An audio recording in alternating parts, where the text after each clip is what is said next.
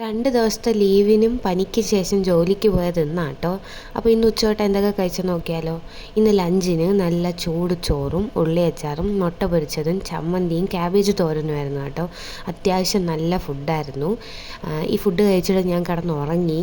നല്ല വൃത്തിക്ക് ഉറങ്ങി എഴുന്നേറ്റപ്പോൾ എനിക്കൊരു തലകറക്കമൊക്കെ പോലായിരുന്നു, ഒരു മന്ദതയായിരുന്നു. അത് മാറാൻ വേണ്ടിയിട്ട് ഞാനൊരു കട്ടൻ ചായ ഇട്ട് കുടിച്ചിട്ടുണ്ടായിരുന്നേ. ഇത് കുടിച്ച് കഴിഞ്ഞപ്പോൾ ഞാൻ സെറ്റായി. ശേഷം ഇതന്ന് ലുലുന്ന് വാങ്ങിയ മാങ്ങയാണ്. ഇത് ഞാൻ ഫ്രിഡ്ജിൽ വെച്ചിരുന്ന കേട്ടോ, ചീത്തയാകത്തൊന്നുമില്ല.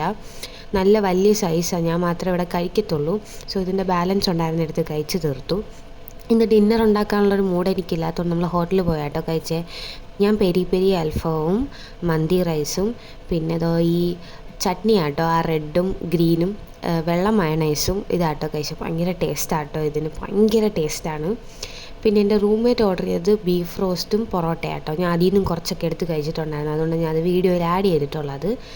ശേഷം മെയിൻ ലൈമ്, ഇത് എൻ്റെ അവിടുത്തെ ഫേവറേറ്റ് സാധനം കേട്ടോ. അപ്പോൾ ഇന്ന് ഇത്രയൊക്കെയാണ് കഴിച്ചേ.